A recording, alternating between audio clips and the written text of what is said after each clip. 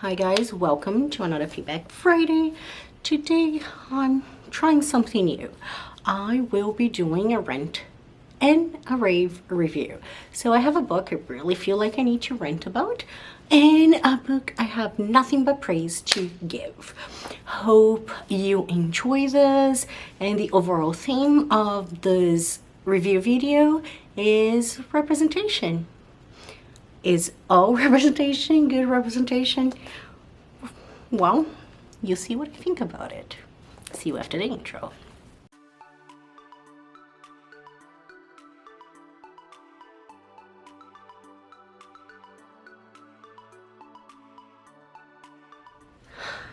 Hey, thanks for sticking around. I hope I don't throw you off by this review. Again, I think every time I give a rant, I'm not used to doing just speaking poorly of things, but I just want to say that especially in this video, because I'll be talking about maybe some sensitive topics. These are all my own opinion. I'm not saying that anyone that doesn't feel the same way is wrong and I'm right. It's just how I feel about it. If you agree or disagree with me, I would love to have the discussion in the comments down below. And I'll try to be as sensitive as possible, and I apologize if I choose wrong language at some points. English is not my first language, not that this is an excuse, but yeah. Anyway, so again, just as housekeeping, for my rave, I will be raving about Behind Closed Doors by B.A. Paris. That will be spoiler free. However, I'll start off with my rant, and that's All the Beautiful Lies by Peter Swanson. After the synopsis, I'll just literally jump right into spoilers because I can't rant about this book without telling you about the things that bother me, and there's quite a few. If you still plan on reading the book, you can skip my rant and go straight to the rave if you're interested. I will be leaving timestamps down below. Okay, without further ado, I'll even put my glasses to it to sound legit. Let's go to All the Beautiful Lies, shall we? Oh, actually I'm doing. And the whole point is the video is because I'm not sure if you did watch my Wednesday video, but October, at least in Canada, it's Down Syndrome Awareness Month, and I believe in the whole world it's also Breast Cancer Awareness Month. So both reviews will be done through the lens of representation, because one thing that has been bothering me for a long time is are all representations good representations? In my opinion, the answer is no. A lot of people will try to be woke or to write things and say they are, representing on being inclusive, when they are just playing on stereotypes, and they might as well not have that in the book because they do more harm than good. And again, this is what I feel Peter Swanson did in All the Beautiful Lies. There are tons of trigger warnings about this one, so the trigger warnings for this book I'll be mentioning are basically cancer, loss, and child abuse. Be warned. So in All the Beautiful Lies, we have, what is it? I suck at character's name. Harry. Harry is this boy, he loves his dad, he has a stepmom, he's away in college, he's about to graduate. All of a sudden his dad dies and the police thinks it's suicide. He comes home from the funeral and then decides to stay to take things over, take over the family business, so he moves in with his stepmother, which, who is gorgeous. And of course, she's insinuating, is she really hitting on him? Is it on his head? He doesn't know. But then at the funeral, he notices this girl, Grace. She's weird. He's never seen her before, what interest she has in his dad's funeral. And then he starts running to her, and before he knows it, he's stuck between the two girls, and he doesn't even know if one of them is the right choice or not, but he is well over his head. Synopsis done. Okay, so the book goes on. I will start with the positive. Peter Swanson does have a very enthralling, compulsive narrative. When you read his books, you just flip the pages, and he's very good with twists and turns, even though he can be insensitive, as shown in here. So there is, before I get into cancer representation, let's talk about the other thing that I really hate. I guess it's female representation. It can still be a thing. So, on this book, in some of his books, females seem to be the source of all evil. There's no redemption for them. When they do something, they're really, really bad. But when a man does something bad, it's because a woman made him do it. And in this book, he took it to the next level. So there is a child predator, a male child predator in this book. And Peter almost made an apology for his behavior, which is unexcusable, by the way, by saying that he was abused by a woman himself when he was in his teens. He was abused by a female teacher.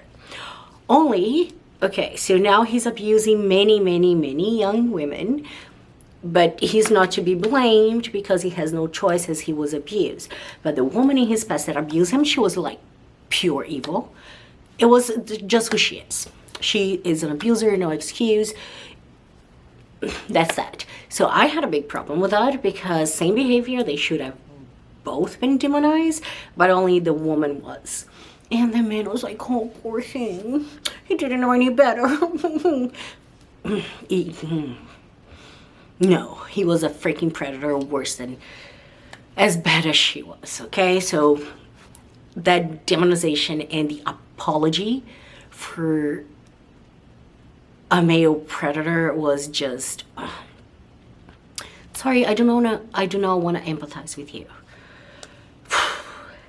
That said, let's go into the cancer representation, which is a recurring theme in most of his books. Peter Swanson does something that bothers me a lot, which is every time he needs a character for a paragraph, for a chapter, or to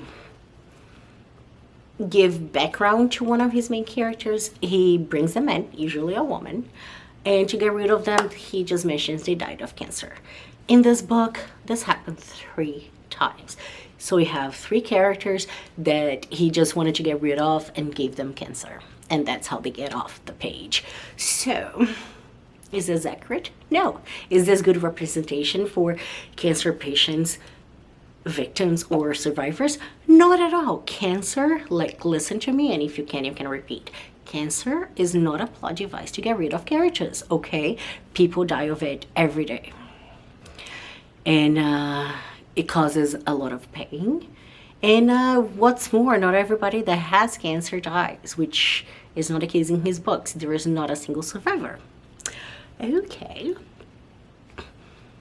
It gets better, okay? Because it's kind of a spoiler because I'm literally talking about the last chapter, but we have a character who has been a victim of another character, has lost her daughter to this character who basically killed her, and she's now on her life.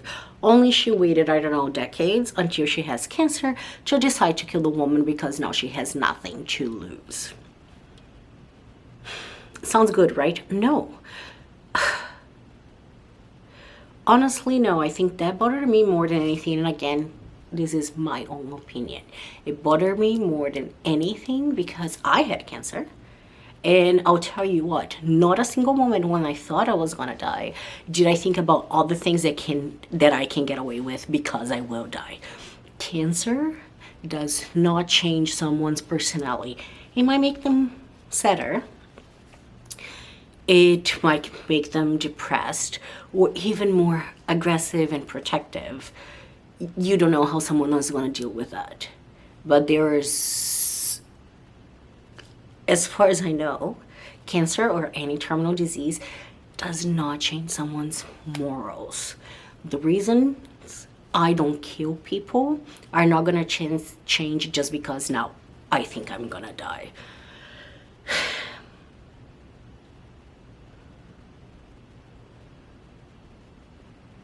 I don't know if I laugh, if I cry, if I scream, but that deeply affected me. I don't know. I just hope Peter Swanson educates himself, and I'll finish my rant here and leave it at that. If you want to hear more of my thoughts on him, I'll link it up here, my open letter to him. But anyway, with all that said, I have these really problematic portions of his narrative, but all the books that I do rate, I try to be honest and fair, and I consider the way they write, the plot, the execution, and yada yada. So this book is still a 3.5 mustaches. He writes very well, but these things, they bother me. So even though it's kind of high rated for, I think, Goodreads and standards, I do not recommend this book. Rant over. Let's move to the rave. Now, let's talk about how representation should be, shall we? I will start with a spoiler alert. This is a 5 mustaches book. I absolutely love. I think everybody should read it for this being a debut novel. It's like, okay. I'm talking about Behind Closed Doors by B.A. Paris. An amazing book. There is its triggers. So I would look up the triggers for this book if you plan on reading it, but I still recommend reading it. So it's, in my opinion, as close to a perfect thriller as it can get. Is fast-paced, is well told, is tightly plotted.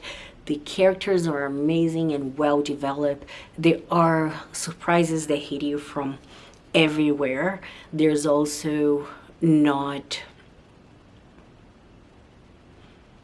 she doesn't really beat about the bush. Really soon into the book, you know what's going on, so it's not really about a whodunit, but it's like how it's gonna end, and you really don't know until the last minute. Amazing. So we have Grace and Jack.